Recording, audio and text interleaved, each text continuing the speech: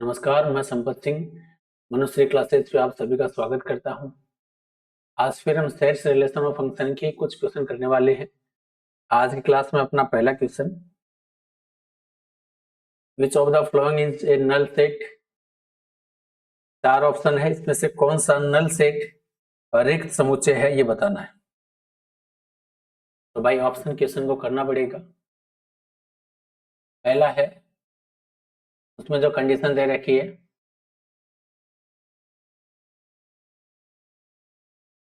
कि x का modulus है वो लेस देन 1 आए, और साथ में ये भी कहा है कि x है वो कोई ना कोई नेचुरल नंबर है। तो यहाँ x का मान है, इस कंडीशन को फॉलो करने के लिए x का मान -1 से +1 के बीच में होना जरूरी है। इस कंडीशन को फॉलो करने के लिए x का मान -1 से +1 के बीच में होना जरूरी है, लेकिन 1 और -1 के बीच में नेचुरल नंबर नहीं होते। नेचुरल नंबर नहीं होते, इसका मतलब यहाँ पे x नेचुरल नहीं है। अगर x नेचुरल नहीं है तो यहाँ x का कोई मान पॉसिबल नहीं है। इसका मतलब यहाँ पे x का कोई मान ही नहीं है, तो यहाँ पे जो सेट बनेगा वो बनेगा नल सेट, या फिर इसी को आप पाई के रूप में भी लिख सकते हो। तो आपसे पूछा गया नल सेट कौन सा है, तो आपके लिए आंसर यही है। ये नल सेट है, इसमें कोई भी एलिमेंट नहीं है, x का कोई भी मान नहीं है इसमें। आगे अगर आप चेक भी करोगे, मान लीजिए कि चौथे ऑप्शन पे होता तो आपको चेक करना पड़ता है यहाँ पे। तो सेकंड ऑप्शन है, सेकंड ऑप्शन में जो कंडीशन है वो क्या है, मॉड्यूलस x है वो 5 के बराबर है। साथ में आपको कह रहा है कि x है वो नेचुरल नंबर से ही बिलोंग कर रहा है। तो x का मान क्या क्या हो सकता है जिसके लिए इसका मान 5 बन जाए। x के यहाँ पे 2 मान हो सकते हैं, +5 भी हो सकता है और माइनस का 5 भी हो सकता है। लेकिन x साथ में ये भी बता रखा है कि x नेचुरल नंबर से ही होना चाहिए, इसका मतलब -5 यहाँ पे पॉसिबल नहीं है। तो x का केवल एक ही मान पॉसिबल है जिसके लिए इसका मॉड्यूलस 5 बन जाए। तो इसका मतलब यहाँ पे जो सेट बनेगा, यहाँ पर जो सेट बनेगा उसमें एक एलिमेंट होगा 5। तो ये एक एकल समुच्चय होगा, रिक्त समुच्चय नहीं होगा, सिंगलटन सेट है। ऐसे ही अगर आप तीसरा वाला ऑप्शन चेक करें, x² + 2x + 1 = 0, इस कंडीशन को x फॉलो करेगा। x² + 2x + 1 = 0, ये x - x + 1 का होल स्क्वायर है, x + 1 का होल स्क्वायर है। तो यहाँ से x की वैल्यू आ जाएगी -1, x की वैल्यू क्या आ जाएगी -1, और साथ में देना है, यहाँ पे ध्यान क्या रखना, x कोई रियल नंबर होना चाहिए। तो -1 रियल नंबर ही है, तो यहाँ पे x है वो बिलोंग कर रहा है किससे, रियल नंबर से। इसका मतलब यहाँ पर जो सेट बनेगा वो -1 का एक सिंगलटन सेट होगा, एकल समुच्चय होगा, यहाँ पे रिक्त समुच्चय ये भी नहीं है। इसी प्रकार लास्ट वाले को अगर चेक करें, x² 1 के इक्वल है, x है वो कोई z है, x² है वो 1 के इक्वल है, तो x की वैल्यू आ जाएगी +-1 का मतलब यहाँ पे जो x है वो किसी z से ही बिलोंग कर रहा है। लेकिन यहाँ पर अगर सेट बनाएंगे तो +1 और -1 आपके पास 2 एलिमेंट का एक सेट बनेगा, ये भी रिक्त समुच्चय नहीं है। तो इस प्रकार चारों ऑप्शन मैंने चेक करके बता दिए। हालांकि पहला ही ऑप्शन आंसर है तो आगे के चेक करने ही नहीं थे, लेकिन यही ऑप्शन चौथे पे होता तो चेक करना पड़ सकता था। नेक्स्ट क्वेश्चन, एक function f from the set of natural to integer. तो यहाँ पे ध्यान क्या देखना है कि जो फंक्शन है वो नेचुरल से इंटीजर की तरफ है, और साथ में यहाँ पे तो कुल मिला के यहाँ पे डोमेन क्या है, कोई भी नेचुरल नंबर है, और को डोमेन क्या है, कोई भी इंटीजर है। आपको चेक करना है कि फंक्शन कैसा है, 1 1 है, 1 1 ऑन टू दोनों है क्या। तो 1 1 और ऑन टू दोनों चेक करने, एक एक और आच्छादक। इसके लिए क्या करना पड़ेगा आपको, इसके लिए यहाँ पे आपको चेक करना पड़ेगा कि यहाँ पर प्रत्येक प्रत्येक इनपुट के लिए क्या आउटपुट अलग अलग आ रहा है क्या। यदि प्रत्येक अलग अलग इनपुट के लिए आउटपुट अलग अलग ला रहा है तो फंक्शन 1 1 होगा। तो चेक कर लेते हैं, संख्या के आधार पे भी चेक कर लेते हैं। साथ में यहाँ पे ये भी ध्यान रखना है कि आपको फंक्शन वो 2 दे रखे हैं। फंक्शन आपको कितने दे रखे हैं? 2 n-1 डिवाइड बाई 2 और -n/2। कब? जब n एक विषम हो और n एक सम हो। तो सम और विषम के लिए फंक्शन वो अलग अलग तरीके से काम कर रहा है। ठीक है, तो यहाँ पर कुछ वैल्यू है, उनको हम चेक करें। तो यहाँ पे इनपुट मुझे क्या लेना है? कोई भी नेचुरल नंबर है। तो नेचुरल नंबर मेरे पास क्या है? डोमेन है। तो डोमेन के लिए मेरे पास नेचुरल नंबर है, तो 1 2 3 4 5 6। अगर मैं वैल्यू 1 रखूं, n की वैल्यू क्या रखूं मैं? 1। अगर n की वैल्यू मैं 1 रखता हूं तो 1 एक और नंबर है, ये फंक्शन काम करेगा। तो 1 - 1 0, 0 किसी से भी डिवाइड हो फंक्शन की वैल्यू आ जाएगी 0। और इसी प्रकार अगर मैं वापस n की वैल्यू 3 लेता हूं तो मैं कोई और नंबर ले रहा हूं, तो 3 के लिए भी यही फंक्शन काम करेगा। तो 3 - 1 2, 2/2 कितना? 1। और फंक्शन की वैल्यू अगर मैं 5 लूं तो 5 - 1 4, 4/2 कितना? 2। तो इस प्रकार आपके पास में फंक्शन की वैल्यू है वो 0 1 2, कुल मिला के आउटपुट है वो 0 1 2 3 ऐसे ही कुछ आते जाएंगे। इस प्रकार यहाँ जो आउटपुट आएंगे आपके पास वो ग्रेटर देन 0 या इक्वल टू 0 आएंगे। तो n की वैल्यू कोई भी विषम संख्या लेने पर, कोई भी विषम प्राकृतिक संख्या लेने पर फंक्शन की वैल्यू है या फिर आउटपुट है वो 0 या 0 से बड़े आ रहे हैं, अलग अलग भी आ रहे हैं। अगर मैं यहाँ पे n की वैल्यू कोई सम संख्या लूं, अगर सम संख्या लूंगा तो 2 में 2 का भाग दूंगा तो -1 आएगा। दूसरी सम संख्या अगर 4 लूं मैं तो 4/2 -2 आएगा, -2। और अगर 6 लूं तो 6/2 करूंगा तो -3 आ जाएगा। इस प्रकार मेरे पास -1 -2 -3 -4 आते ही जाएंगे। तो सारे नेगेटिव इंटीजर यहाँ शामिल हो जाएंगे। इसका मतलब यहाँ पे जो मान आएंगे वो -1 या 1 से छोटे आएंगे। तो लेस देन और इक्वल टू -1, लेस देन और इक्वल टू -1। या फिर इसे दूसरे शब्दों में अगर मैं कहूं, अगर इसे दूसरे शब्दों में मैं कहूं तो लेस देन 0, लेस देन 0। तो यहाँ पे सारे इंटीजर है वो लेस देन 0 है। अब इन दोनों को कंबाइन करके देखूं, इन दोनों को कंबाइन करके देखूं, चाहे मैं कोई भी नेचुरल नंबर इवन लूं चाहे ऑड लूं, मेरे पास आउटपुट क्या आ रहा है? तो 0 1 2 -1 -2 -3। तो इसका अगर मैं एक सेट बनाना चाहूं तो मेरे पास 3 भी आ रहा है, 2 भी आ रहा है, 1 भी आ रहा है, 0 भी आ रहा है, -1 भी आ रहा है, -2 भी।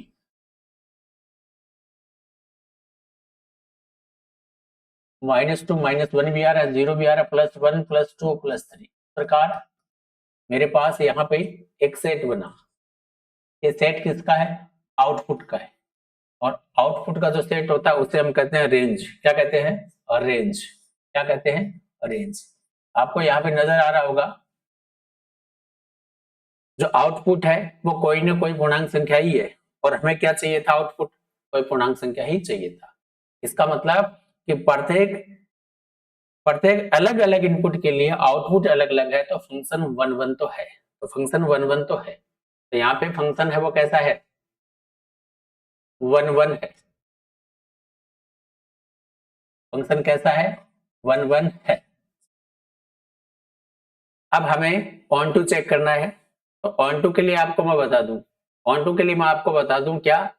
ऑन टू के लिए, तो ऑन टू के लिए एक कंडीशन दिमाग में रखनी है आपको। ऑन टू के लिए क्या? ऑन टू कोई फंक्शन ऑन टू कब होगा? जब जब रेंज है वो बराबर हो जाए किसके? को डोमेन के। को डोमेन के परिसर है वो सह प्रांत के बराबर हो, तो ऐसा फंक्शन हमेशा ऑन टू होगा, आच्छादक होगा। तो आप यहाँ पे देख पाओगे रेंज में सारे के सारे ही इंटीजर आ रहे हैं, सारे के सारे इंटीजर आ रहे हैं। और को डोमेन क्या थी? को डोमेन तो यही थी, को डोमेन तो यही थी। इसका मतलब को डोमेन भी मेरी क्या है? पूर्णांक संख्या है। और मेरे पास रेंज भी क्या है, पूर्णांक संख्या है, इसका मतलब रेंज भी कोई इंटीजर है और डोमेन भी इंटीजर है, इसका मतलब इक्वल है, इक्वल है तो क्या है, इक्वल है तो क्या है, ऑन टू है। इसका मतलब मेरा फंक्शन यहाँ पे 1 1 भी है और ऑन टू भी है, 1 1 भी है और ऑन टू भी है। तो यहाँ पे आंसर जो हो जाएगा आपका 1 1 and onto both, 1 1 and onto both. तो फंक्शन आपका एकिक भी है और आच्छादक भी है। नेक्स्ट, अच्छा, ऐसा ही क्वेश्चन पीछे वाली क्लास में भी आपने देखा होगा। इसमें क्या कह रहा है आपको कि एक सेट दे रखा है ए और इससे उप समुच्चय बनाने हैं, उनकी संख्या बतानी है, लेकिन उन उप समुच्चय में कौन कौन से शामिल नहीं है। एक तो परंतु 4 तो है ही नहीं और अवयव 2 सभी में है। यहाँ पे ध्यान देना है, अवयव 2 है वो तो सभी में है और 4 किसी में भी नहीं है, 4 किसी में भी नहीं है।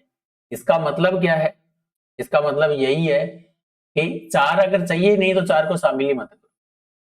आपके पास सेट जो बना है, सेट जो बना है वो 1 2 3 और 5 से ही है। तो मतलब आपको सबसेट इसी से बनाना है। अगर ये 4 एलिमेंट है तो 2 की पावर 4 आपके पास सबसेट आएंगे, 2 की पावर 4 क्या आएंगे, सबसेट आएंगे। लेकिन फिर ये कह रहा है कि उन्हीं सबसेट को काउंट करो जिनमें अवयव 2 शामिल हो, अवयव 2 शामिल हो। इसका मतलब 2 शामिल होना चाहिए। 2 किसमें शामिल है, जिसमें 2 साथ में होगा।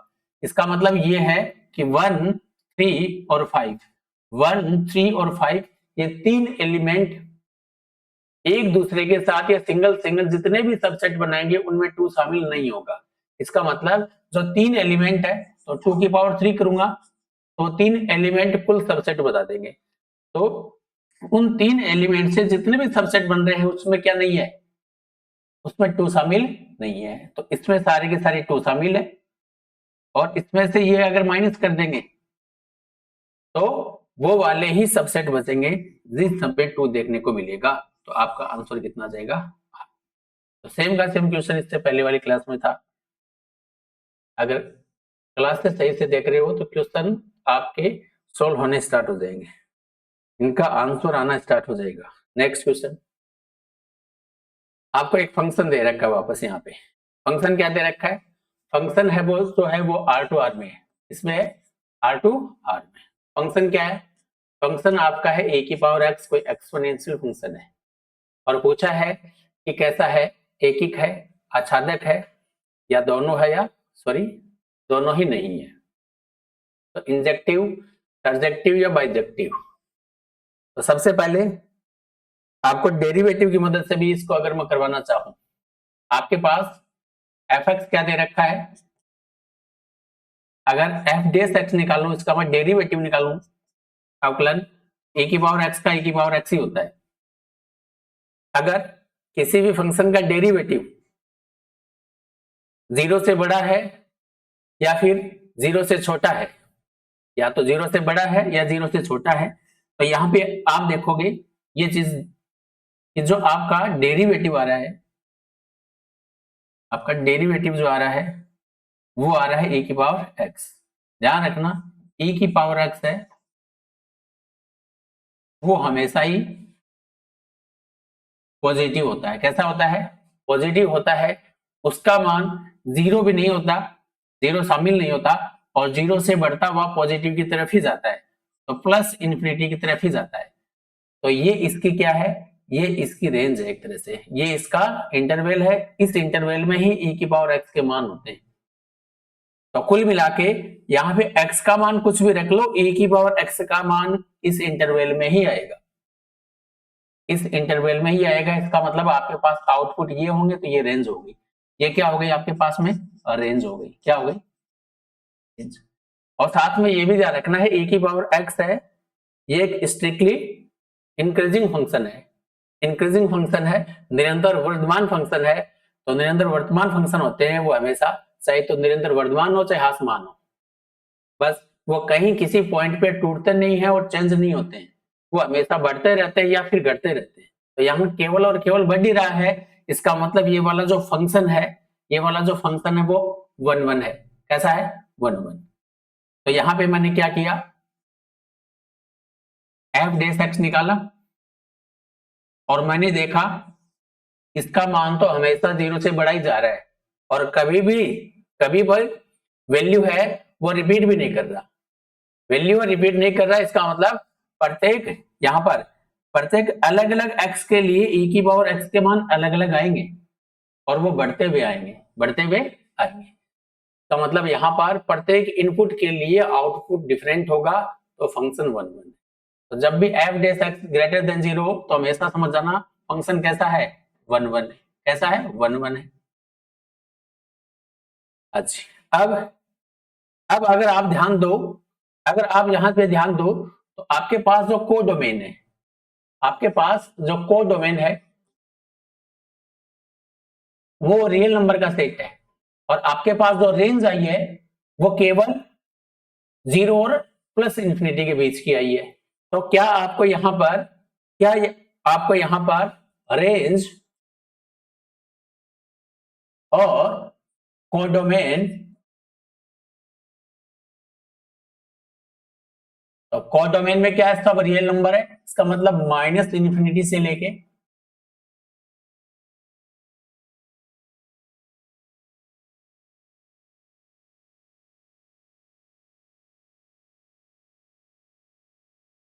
प्लस इंफिनिटी तक सब कुछ शामिल है, सब कुछ शामिल है। और रेंज आपके पास जो रेंज आई है वो 0 और इंफिनिटी के बीच में ही आई, रेंज है वो 0 और इंफिनिटी के बीच में ही।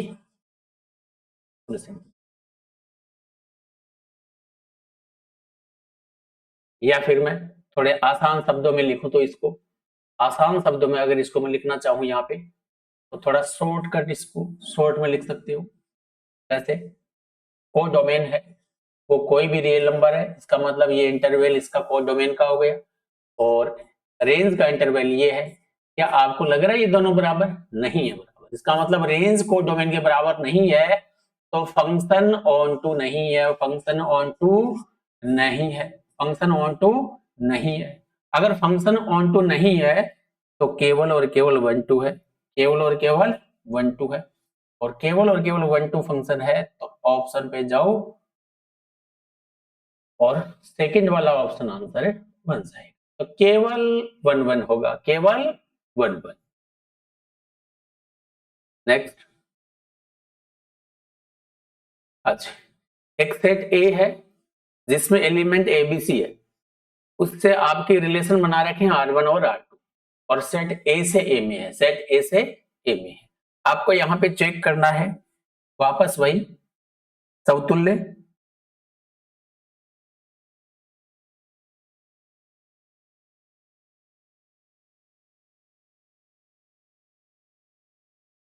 हाँ जी। R1 कैसा है, समतुल्य है क्या?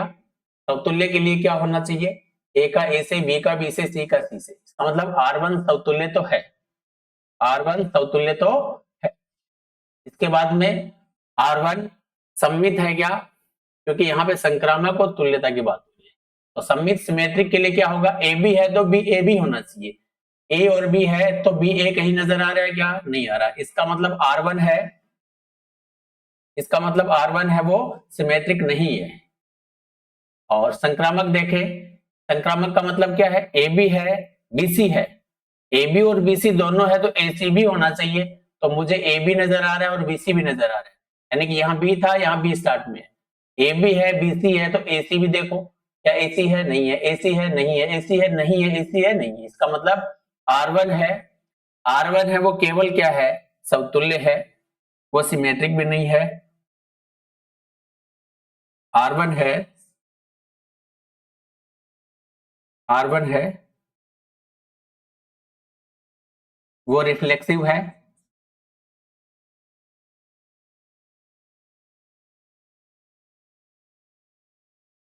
सिमेट्रिक नहीं है, ट्रांजिटिव भी नहीं है, और अगर तीनों नहीं है एक साथ में तो वो इक्विवेलेंस भी नहीं है, तुल्यता भी नहीं है, इक्विवेलेंस भी नहीं है। तो R1 की बात की हमने अभी, और इसी आधार पे आंसर भी बना सकते हैं, इसी आधार पे हम आंसर भी बना सकते हैं। कैसे? ये कह रहा है R1 तुल्यता है, बिल्कुल नहीं है, तुल्यता तो ये तीनों होते तब होता। R1 संक्रामक है, नहीं है, ये भी गलत है। R1 R2 दोनों ही तुल्यता है, R1 है ही नहीं, तो दोनों तो कैसे होंगे, तो ये भी गलत है। तो आंसर हो जाएगा इनमें से कोई नहीं, इनमें से कोई नहीं, इनमें से कोई नहीं, इनमें से कोई नहीं।